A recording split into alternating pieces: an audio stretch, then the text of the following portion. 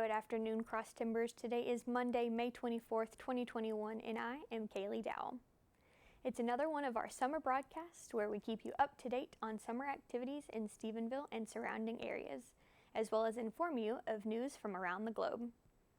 Today we will be talking about Colonel Weldon's retirement, a petition for balancing alcohol sales, rising temperatures in Antarctica, and more, all coming up next on Texan TV.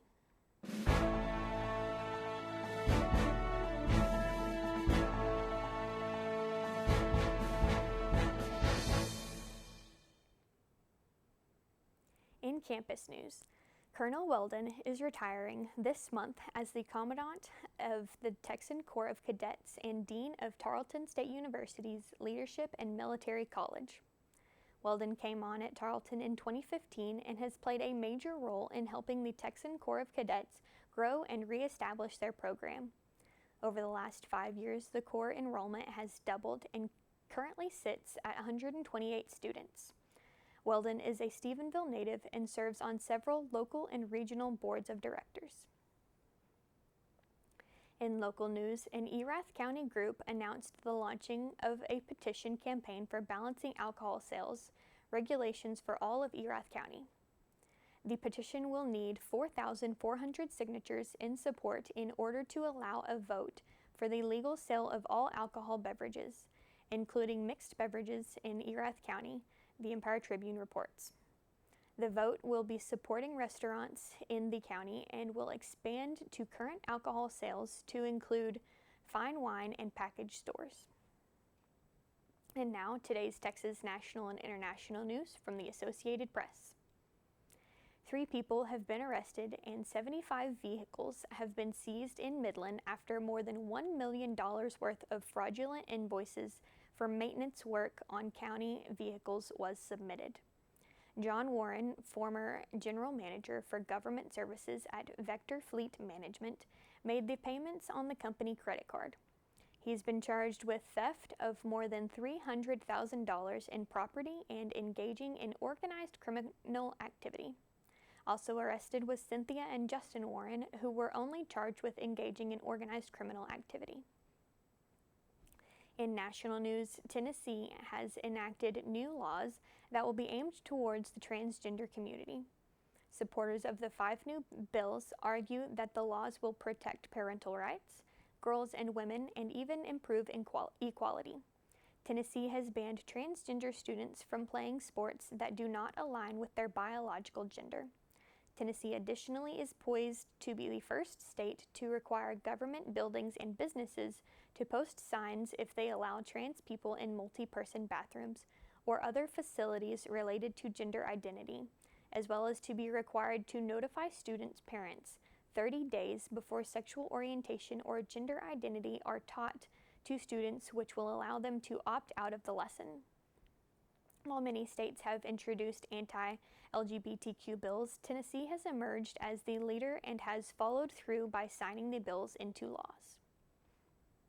In international news, scientists are raising awareness concerning the melting ice sheets in Antarctica as global temperatures rise due to increasing greenhouse emissions. New research shows that if changes are not made in Antarctica, that global sea levels will rise by 200 feet if the ice were to all melt. By 2060, the melting is expected to reach a critical level that will be irreversible even if activists were to extract carbon dioxide from the air and if countries were to keep the Paris Agreement, which calls for countries to reduce their emissions by 50%. By 2100, the sea would be rising at a rate of 10 times faster than what is today. And by 2300, the sea would be 10 times higher across the globe, which would reduce the livable amount of land across the planet. For more of today's national and international news, we turn to the AP News Minute. This is AP News Minute. India's health ministry says the number of COVID-19 deaths there has passed 300,000.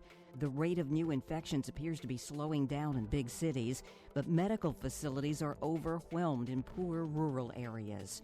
Members of George Floyd's family held a rally in Minneapolis to mark 1 year since his death. Demonstrators also marched, chanting Floyd's name and the names of others who've died during encounters with police. Police in North Charleston, South Carolina say a 14-year-old girl was killed and more than a dozen people were hurt in a shooting at a concert. Officials say the concert was unauthorized, so police weren't there to provide security. An erupting volcano in the eastern African nation of Congo has killed at least 15 people. Reports say massive amounts of lava poured through villages and forced thousands to flee. Rita Foley, The Associated Press, with AP News Minute. In sports, Simone Biles, the 2016 Rio Olympics all-around women's gymnastics gold medalist, who has a combined total of 30 Olympic and World Championship medals under her belt, started experimenting with an assortment of different gymnastics skills after the 2020 Olympics were delayed due to COVID-19. One vault she set her sights on mastering was the Yurchenko double pike, which involves doing a round-off into a back handspring onto the vault, followed by 2 backflips in the air while the gymnast's legs are completely straight, with their hands holding the back of their legs until they land. The vault, which was historically only done by men, was given a difficulty of 6.6 by the International Federation of Gymnastics. On Saturday, May 22nd, at the U.S. Classics, Biles became the first woman to ever land the Yurchenko double pike in competition. And now for the weather, we turn to Sierra Dyson. Good afternoon, Texans. Today is mostly cloudy with a 64% chance of rain. The high is 74 and the low is 66. There's chances of rain the rest of the week and the temperatures will continue to increase. Have a great week. This has been a production of Texan TV News, a product of the Texan News Service from the Tarleton State University campus in Stephenville, Texas. Watch us live on Apogee Channel 2.1 in the dorms and at 12:30 weekdays. If you live off campus, tune in on Northland Cable Channel 9. You can follow us on the Texan News Service on Facebook, Instagram, and Twitter, and check out our website at www.texannews.net for all of your latest local, state, national, and international news. Today's broadcast was produced by the Texan TV summer staff. Be sure to let us know your thoughts and opinions about today's stories in the comments below. Have a wonderful day, Texans.